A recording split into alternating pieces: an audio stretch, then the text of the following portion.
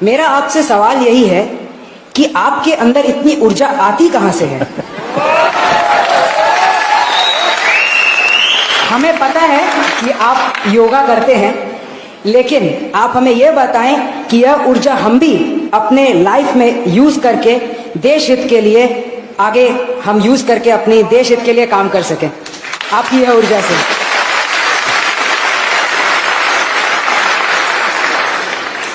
इसके कई जवाब हो सकते हैं। एक तो जवाब अगर मुझे हंसी खुशी की शाम के रूप में देना है तो मैं ये कह सकता हूं कि मैं पिछले 2 दशक से करीब करीब 20 साल से डेली 1 kg 2 kg गालियां खाता हूं।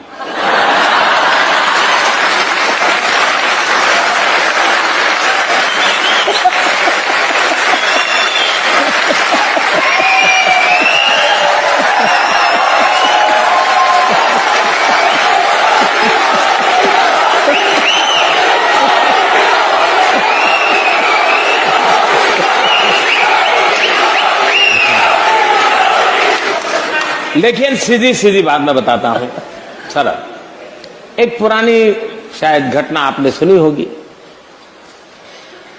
कि कोई तीर्थ स्थान था एक पर्वतमाला पर, और तराई के अंदर कोई संत महात्मा बैठे थे, और एक 8 साल की बच्ची अपने 3 साल की उम्र के भाई को उठा करके उस पहाड़ी पर चढ़ रही थी। तो उस संत ने उसको पूछा, अरे बेटे तुझे थकान नहीं लग रही क्या? तो उस बच्चे ने जवाब दिया, ये तो मेरा भाई है। तो संत ने दोबारा पूछा, अरे तुझे, मैं तुम्हारा कौन रिश्तेदार है नहीं पूछ रहा हूं, मैं तुझे पूछ रहा हूं तुझे थकान नहीं लग रही है, इसको उठा के चल रही हो? तो उस बच्चे ने दोबारा जवाब दिया, वो तो मेरा भाई है। तो संत ने तीसरी बार पूछा, अरे मैं तुझे नहीं पूछा हूं तेरा रिश्तेदार कौन है, मैं पूछ रहा हूं अरे तुझे थकान नहीं लग रही है क्या? तीसरी बार उस बच्चे ने कहा, बाप जी ये मेरा भाई है, भाई का थकान नहीं लगता।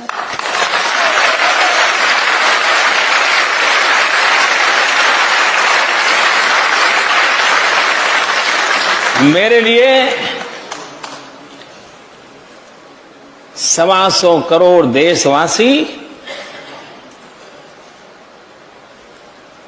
ये मेरा परिवार है।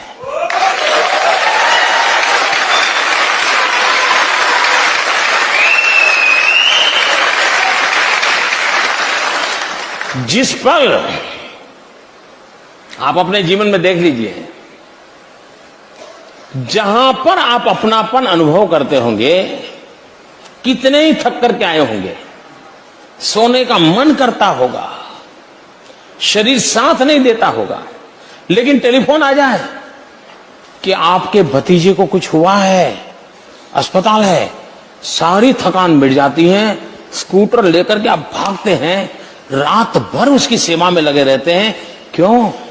आपका अपना है, थकान मिट जाती है, आप स्वयं जुट जाते हैं। मेरी जिंदगी भी हर पल शरीर तो शरीर का धर्म करता ही है, लेकिन उसी पल मुझे ध्यान में कोई अपनों के लिए कभी त्रिपुरा से कोई खबर, कभी केरल से कोई खबर, कभी दिल्ली से कोई खबर, तो फिर मन करता है, अरे उठो यार, चलो दौड़ो।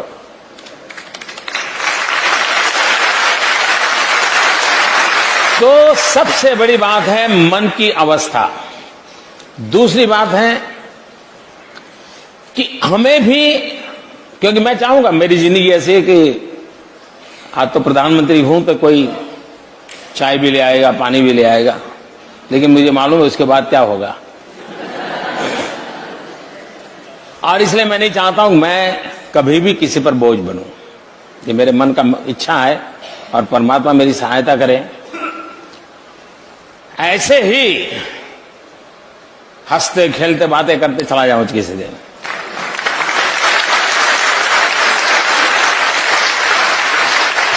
जिंदगी में किसी पर बोझ न बनूं, और इसलिए शरीर को जितना फिट रख सकता हूं, शरीर से जितना काम ले सकता हूं, जितने नियमों का पालन कर सकता हूं, जितना भी मैं सीख पाया हूं, उसको मैं जीने का प्रयास करता हूं। और मैं सभी नौजवानों से कहना चाहूंगा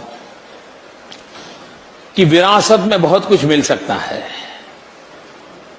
लेकिन अपने आप को फिट रखना, ये अपने माँ बाप की विरासत के ऊपर भरोसा नहीं रख सकते, वो आपको अपने आप करना पड़ता है जी।